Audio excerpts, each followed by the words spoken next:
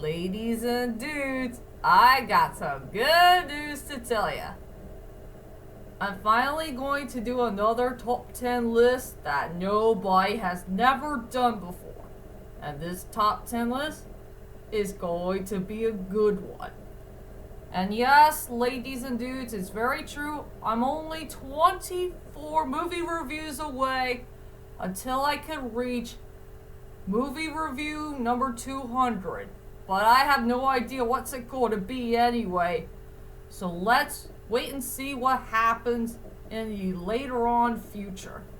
But for right now, I got some very good movies that I really want to do for my next movie reviews to come. And like I said, they're going to be good ones. For sure. Well, anyway, hi ladies and dudes. This is Rebecca Lynn Barkley, aka MoveUp97. This is my review for today. And today I have no review, ladies and dudes. But for today's list, ladies and dudes, another top 10 list is finally here. And trust me, it's a good positive one this time. Oh yeah, ladies and dudes, before I could do this list, I want to thank you all for checking out my top 10 of which movies that I don't want to review. And since this top 10 list I did yesterday is the most important one of all, and I'm very darn happy that all of you gave me some good positive comments for, what type of things I said about those movies that I really don't want to review at all. Something that will be a bad sign for me. Since I was kind of worried that if nobody likes this video at all, I was afraid of going to delete it. But nope, you guys kept going on this video and you gave me some good comments, and I thank you all for that. And I hope and pray everybody will know the truth that this video I made is one of my most serious videos I have ever done so far in the year of 2021. And you will know what I mean for it. Yeah, you guys get the picture. And now, since that's out of the way, let's head on to another good top 10 list that nobody has never done before. And I thought about this list yesterday. And I tried really hard about what type of movies do I really want that will fit in to my list. So for my top 10 list of the day is the top 10 of which movies I will love to put in my reviews. I got a few of them that will fit into the list, and some of them I haven't thought about it yet until yesterday or today. Well, hard for me to say since we're only 24 movie reviews away. And coming soon, I will do my movie review number 200. But I have no idea which one it will be. We'll wait and see until later on. As months come by, I guess.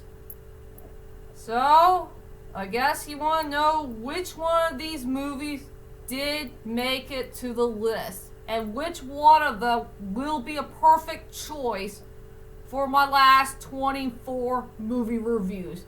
Or just maybe some here and there. Well, you guys get the picture.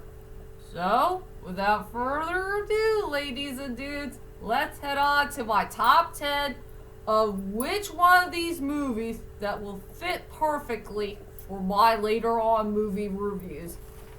And yes, I do have a couple of honorable mentions. The ones that did not make it to the list, and trust me, they're very good ones.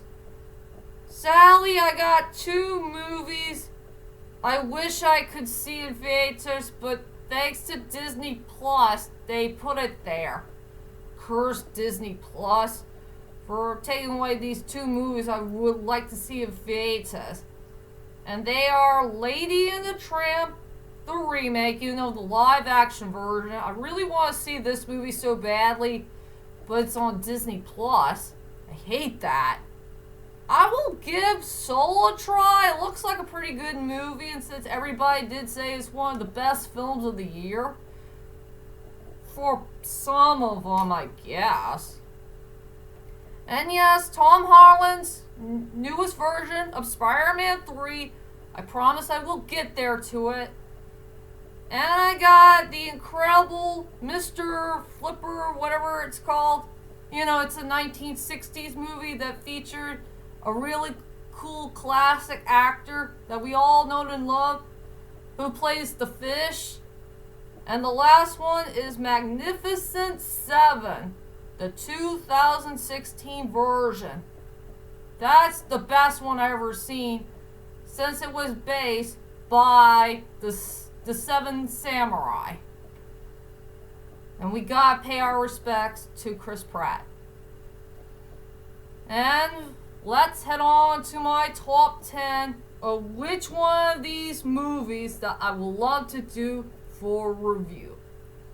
So let's get this started. Coming at number 10 goes to Pokemon the movie Coco, the Japanese dub. I want to give this Pokemon movie a try because it looks pretty darn interesting, but I want to see it in the Japanese dub and not the English dub, since the English dub had truly ruined the Pokemon franchise in the later on timeline. But I think the Japanese dub is a lot more interesting, and the only thing that's interesting about this film is the relationship between the little boy and this cool-looking Pokemon that we have never seen before, that we haven't seen yet in the TV series. I think it's going to be a cute, heartwarming story for sure. So I have nothing else to say about that one. So yeah, Pokemon the movie Coco deserves to be at number 10. Coming at number 9 is Bed Knobs and Broomsticks, an old classic film that came from the 1970s, and yes, it featured our dear beloved Mrs. Potts and Angela Lansbury. I gotta make sure I got her name right. And yes, like I said, I did see this movie once, and I only seen it one time on TV. But I remember the song called Some Type of Sea Thing because it has 2D hand-drawn animation, and that will be the reason why I want to rewatch that movie again, is because there's going to be a scene that featured 2D hand-drawn animation, something I truly miss so much. I have nothing else to say about that one, so that deserves to be at number 9. Coming at number 8 goes to the final chapter of the Digimon movie. I did check out the trailer of this film, and it looks pretty darn interesting. And I really want to see a movie that featured time skip, to see the characters grow up, how many years later had passed, and all that stuff. And yeah, my good friend Ray Geeky, I forgot that dude's name, he did put this film on his top 10 best movies in the year of 2020. And he did say he loved that film, so I want to give this film a try. So I have nothing else to say about that one. So the final chapter of the Digimon movie deserves to be at number 8. Coming at number 7 goes to Dunkirk. I gotta give this movie a try because this movie looks pretty darn interesting. It is true I'm not a big fan of World War II stuff, but I'm more of a big fan of seeing these soldiers try to survive and try to win the war and all that stuff. I think I'm way more interested in that film than the Schindler's List. I know everybody says it's their least favorite Christopher Nolan film, but like I said, I'm going to give this movie a try. It looks pretty darn interesting, and I want to give this movie some respect, no matter what. That's all I can say for number 7. Coming at number 6, this is the movie I'm trying really, really hard to do a review, but I didn't have a chance to get there yet, and that is Porco Rosso, the only Miyazaki film that I haven't reviewed yet. And I know everybody has been waiting for me to do this movie review. But I promise I will do it very soon. I gotta go to a store somewhere and find a copy of this film. And the best part I love about Porco Rosso is Michael Keaton's performance as the main character. And he's truly the main strongest point in the movie for me. And his voice fits so perfectly to a guy who turned to a pig. I promise I will do that movie review soon, whenever I can get there. So that deserves to be at number 6. Coming at number 5 is an old classic Disney film called Bambi. And I want to give this movie a try because I love Bambi. It's one of the best classic Disney movies of all time. And yes, it's one of the most darkest Disney films of all time. And it did end in a very sad note about what happened to Bambi's mom. Tear, tear. And it's cool that these little kids play those little kid animal characters. That's a true fun fact to be found. So yep, Bambi deserves to be at number 5. Coming at number 4 goes to Jumanji, Jumanji, Jumanji! Who doesn't love that classic 90s film? It's a very fun movie to watch. And a movie I did enjoy back in my childhood, even I did not see it in the movie theater. Yeah, and it does feature our dear beloved man, Robin Williams.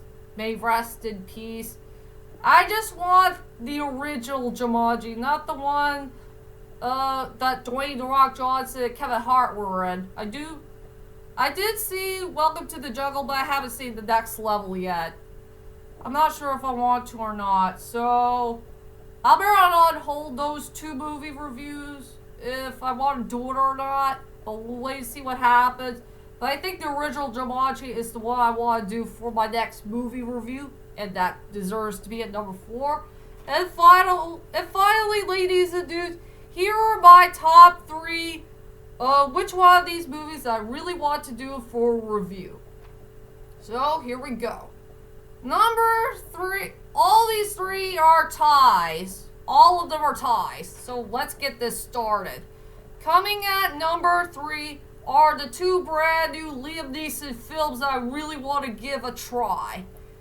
And that is Icy Road and Black Lightning.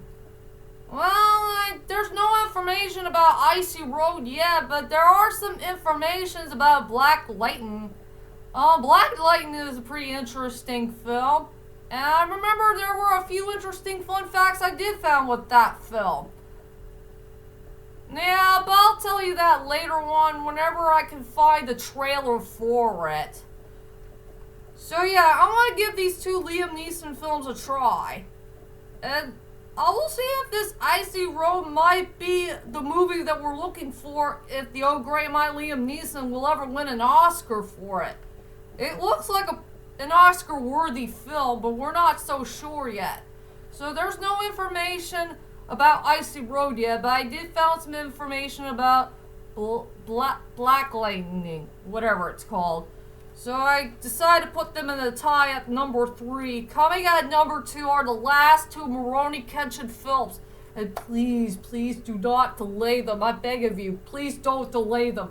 Keep them in the original date as it is. I can't wait to see those 2 films.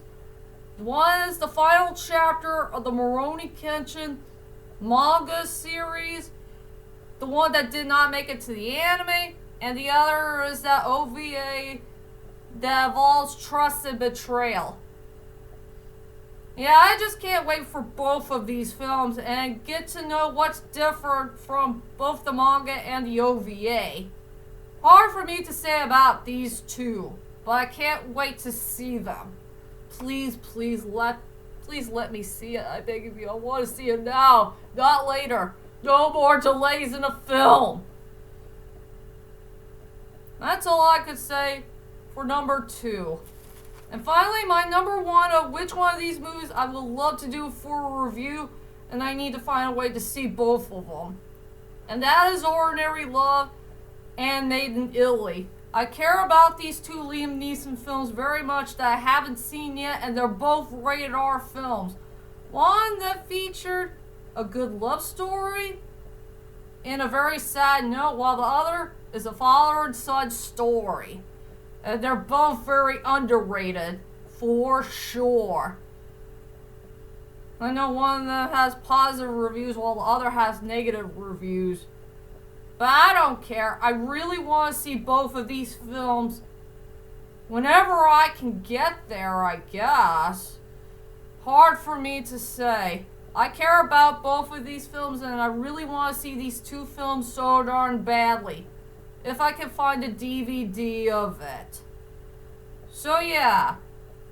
Ordinary Love or Made in Italy deserves to be my number one of which one of these films that I want to do for a review.